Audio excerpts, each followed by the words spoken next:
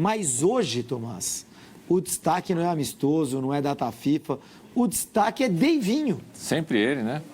Nem de um sempre, jeito, né? não, de um jeito ou de outro, ele é 90% das vezes ele é um Sempre destaque. muita coisa, né? Ah, mas ele aparece sempre de maneira contundente. É porque pro mal ou pro bem. um ano atrás, ele estava sendo fundamental na campanha do Atlético Mineiro rumo à final da Libertadores. Exato. Fundamental. Quando o Bernard se machuca, o Bernard que, diga-se, está jogando muito bem agora com o Sampaoli, quando o Bernard se machuca e o Daverson entra no time, não lembro se foi contra o River ou contra o Fluminense, acho que contra o Fluminense, ele é determinante, até pelo reposicionamento do Hulk, ele é determinante para que o Atlético se classifique para a final. E na final veio aquela derrota... E na semifinal ele dá um show, né? Contra o River. A final foi muito traumática, né? O Atlético jogando com homem a mais, o jogo inteiro, e perde do Botafogo mesmo assim. Mas isso faz um ano que o Davidson estava sendo esse cara importante, e hoje ele volta à arena do Atlético para meter 3 gols contra o Atlético. Coisa que ele não fazia, sei lá, desde quando? 3 gols numa mesma partida?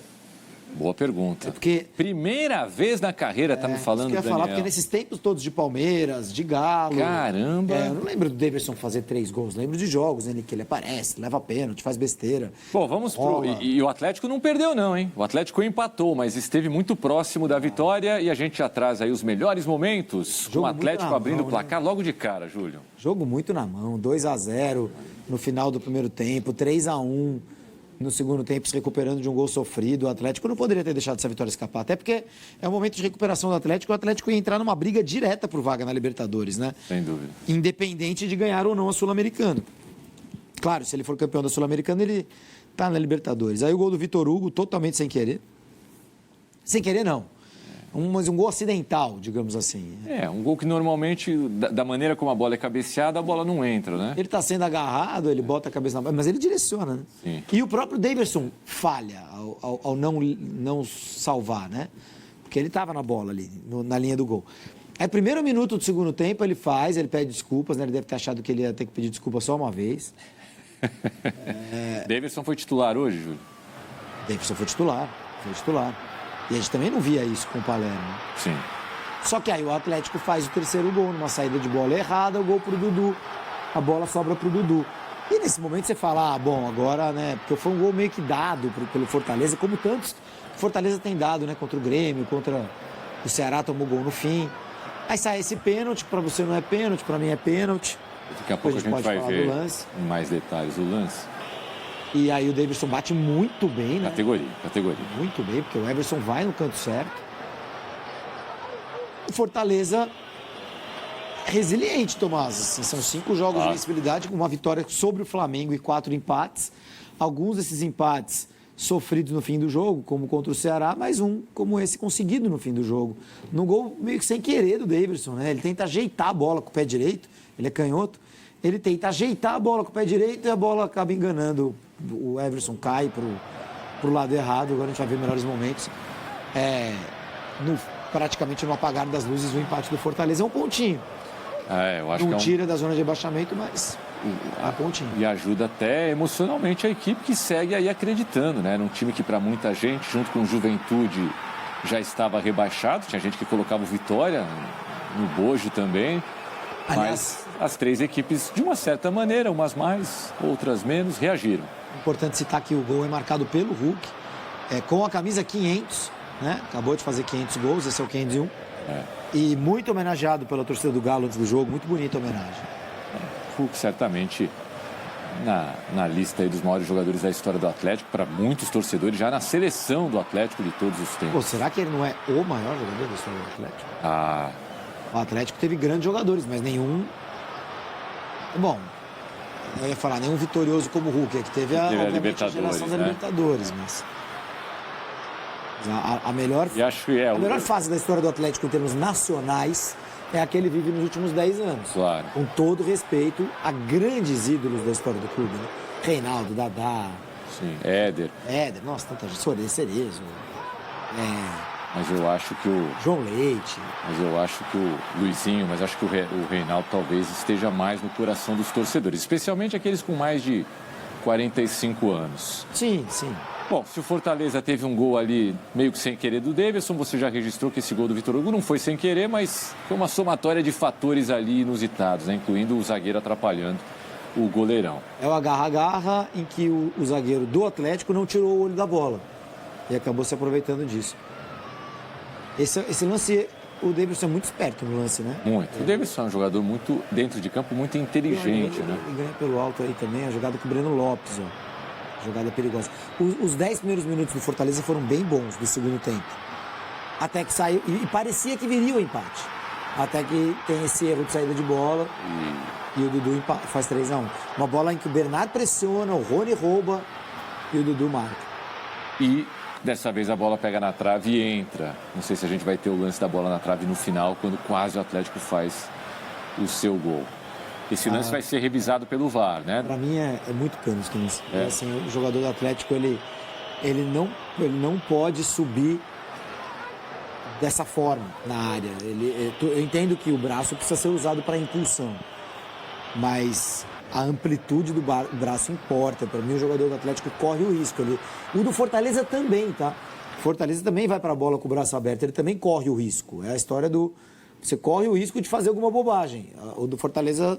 O jogador do Fortaleza acaba não acertando o braço no do Atlético. Você vê como a gente às vezes critica tanto a arbitragem, né? Como eu e você, que até pensamos futebol de um jeito muito próximo, nesse lance a gente pensa totalmente diferente. É difícil mesmo. Se eu fosse o VAR, claro, eu não chamaria. E se eu sou o árbitro e vou para o VAR, eu manteria a minha opinião. Eu jamais... A frase que eu sempre uso aqui, eu jamais daria esse pênalti, nunca daria esse pênalti. Para mim é um lance normal. Nesse aí a gente vai discordar. Eu até concedo que o VAR poderia não chamar.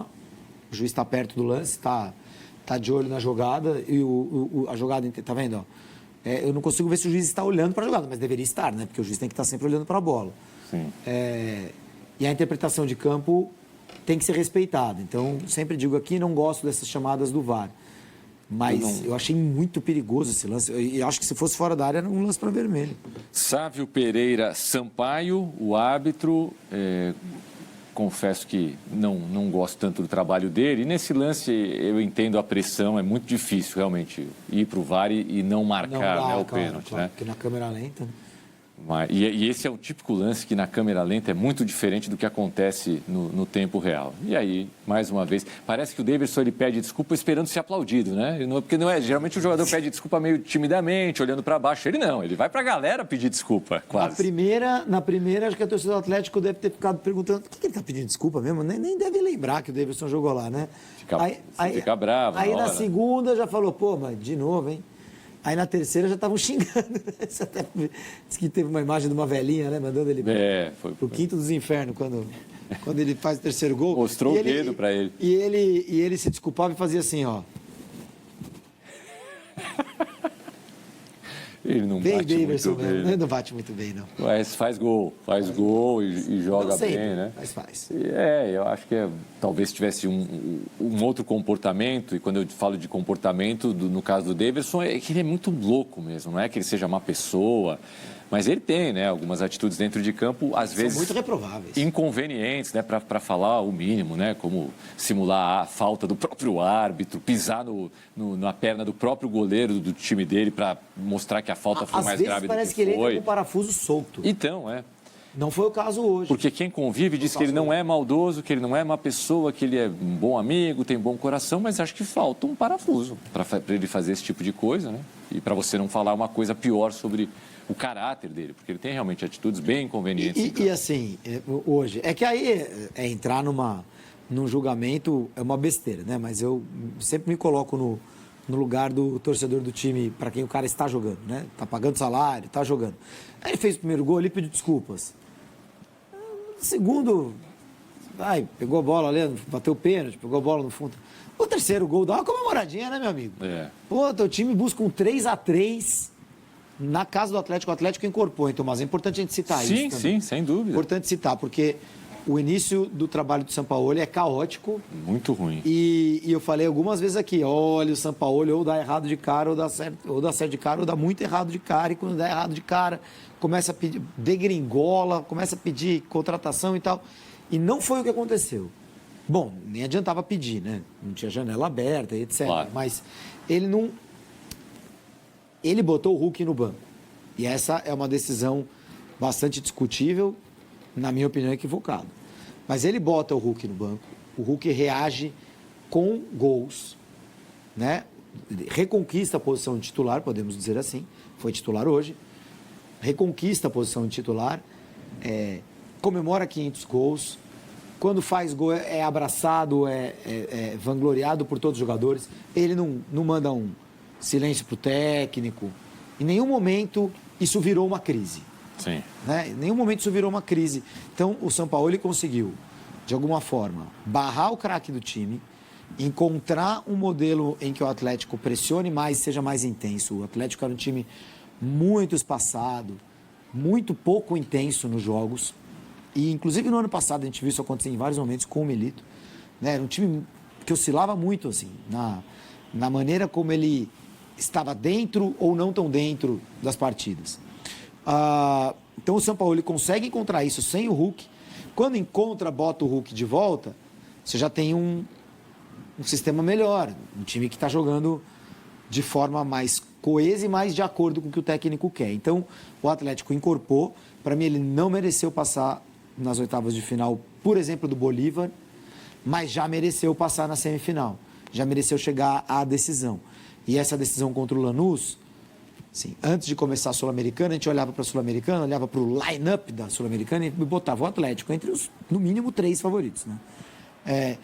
No decorrer do torneio, você fala, o Atlético vai cair. Né? Passou nos pênaltis contra o Bucaramanga, passou nos pênaltis... foi sofrido. Quem foi depois do Bucaramanga? Passou nos pênaltis também. Enfim, muito sofrido.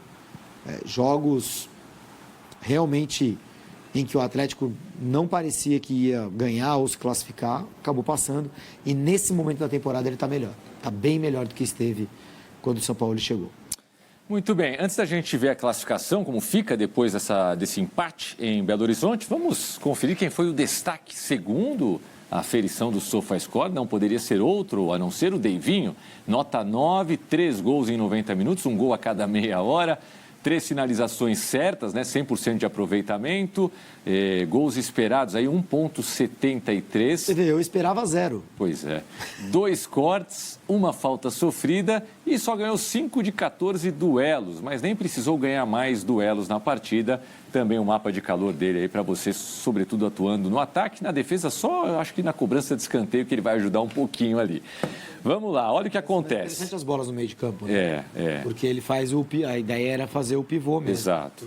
Fortaleza contra-atacando. Bem observado. Repare que o Atlético permanece na 9ª colocação, mas deixa escapar aos 48 do segundo tempo a chance de assumir a 8ª posição. Ele deixaria o São Paulo para trás, ficaria com 46 pontos, passaria a ser o principal perseguidor do Fluminense, do Botafogo, talvez do Bahia, acho mais difícil. E talvez o campeonato tenha 8 vagas na Libertadores. Exato. Quer dizer, essa disputa por 8ª posição hoje não significa vaga na Libertadores, mas pode significar.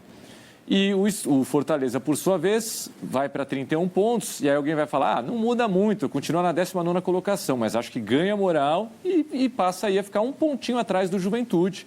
E 2 atrás do Santos. O Santos ainda vai fazer esse jogo atrasado, só que é contra o Palmeiras. Em casa, mas contra o Palmeiras. A vantagem do Juventude contra toda essa turma aí, porque acho que podemos dizer que Fortaleza, Juventude, Santos, Vitória vão jogar esses 4 para 1 se salvar e 3 caírem. Aí o Inter tá louquinho para entrar nessa disputa, né? Mas eu acho que do Grêmio para cima já não tem essa disputa. Então, Inter, Vitória, Santos, Juventude e Fortaleza, separados por 6 pontos. O Santos com jogo a menos, como você disse, que é contra o Palmeiras. 5 jogos para cada um e 6 para o Santos. A vantagem do Juventude está ali na 3ª coluna. O Juventude tem 9 vitórias. Tem um saldo de menos 30, porque o Juventude ganhou e foi goleado. Se ele acabar empatado com qualquer um desses aí, ele vai ter a vantagem. Sim. Com o Inter, com Vitória, com o Santos, com o Fortaleza. Então, essa é a vantagem do Juventude. E agora, Tomás, assim, no sábado a gente vai chegar finalmente a um campeonato com o mesmo número de jogos para todas as equipes. Disputados esses 2 jogos a menos aí que faltam. Vão faltar 5 jogos para todo mundo. Sport e Flamengo, Santos e Palmeiras, é isso? Tá. Agora está consolidado o campeonato. Está consolidado e o Juventude e o Fortaleza, eles de fato e o próprio Vitória, né? Eles foram buscar a vida.